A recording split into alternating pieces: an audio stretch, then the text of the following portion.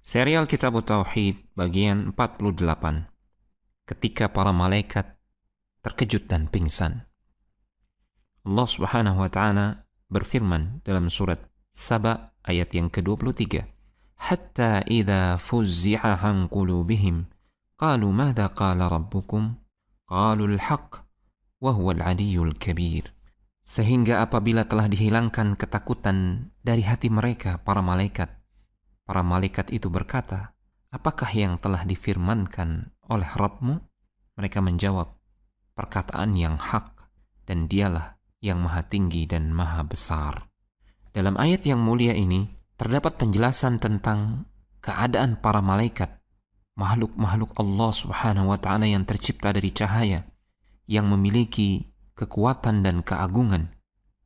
Dan mereka juga disembah oleh orang-orang musyrikin, di samping menyembah Allah Subhanahu wa ta'ala.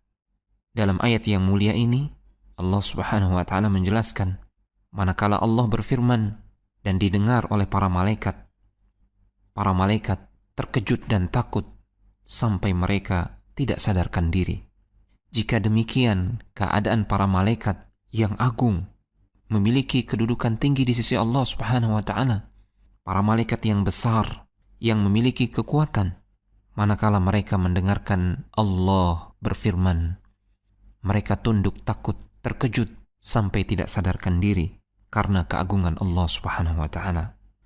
Maka bagaimana dengan keadaan makhluk-makhluk yang lain yang jauh kedudukannya di bawah para malaikat, yang tidak memiliki kekuatan, yang sangat lemah, sementara mereka diseru dalam doa dan ibadah oleh manusia?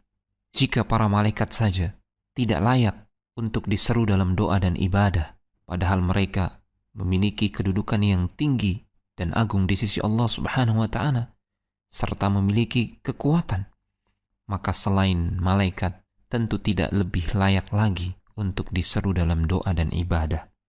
Jika para malaikat tidak pantas untuk diibadahi, maka selain para malaikat, makhluk-makhluk yang lemah dan hina lebih tidak pantas lagi untuk diibadahi.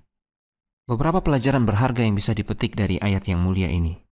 Pertama, dalam ayat ini terdapat bantahan terhadap seluruh kelompok-kelompok atau sekte-sekte kaum musyrikin, yang mana mereka menyembah atau beribadah kepada selain Allah, kepada makhluk yang derajatnya jauh lebih rendah, jauh lebih lemah dibandingkan para malaikat. Kedua, dalam ayat yang mulia ini terdapat penetapan sifat kalam bagi Allah Subhanahu wa ta'ala, bahwasanya Allah benar-benar berbicara sesuai dengan kelayakannya yang maha agung dan maha sempurna. Ketiga, kalam Allah Subhanahu wa ta'ala bukanlah makhluk. Kalamullah adalah sifat Allah Subhanahu wa ta'ala. Karena dalam ayat ini Allah mengabarkan ucapan para malaikat, "Madza qala rabbukum?" Apa yang difirmankan, apa yang diucapkan oleh Rabb kalian? Para malaikat tidak mengatakan, "Madza khalaqa rabbukum?" Apa yang diciptakan oleh Rabb kalian? Keempat, dalam ayat yang mulia ini terdapat isyarat tentang sifat Allah Subhanahu wa ta'ala, yaitu al-'ulu.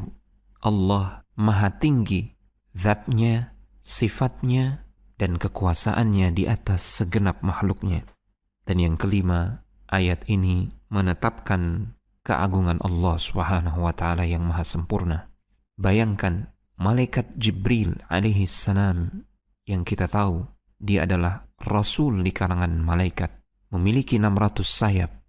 Jika dia membentangkan sayapnya, seluruh langit ini akan tertutup. Jika Jibril alaihi salam saja pingsan ketika mendengarkan firman Allah Subhanahu wa ta'ala, maka sungguh itu menunjukkan keagungan Allah Subhanahu wa ta'ala yang maha sempurna.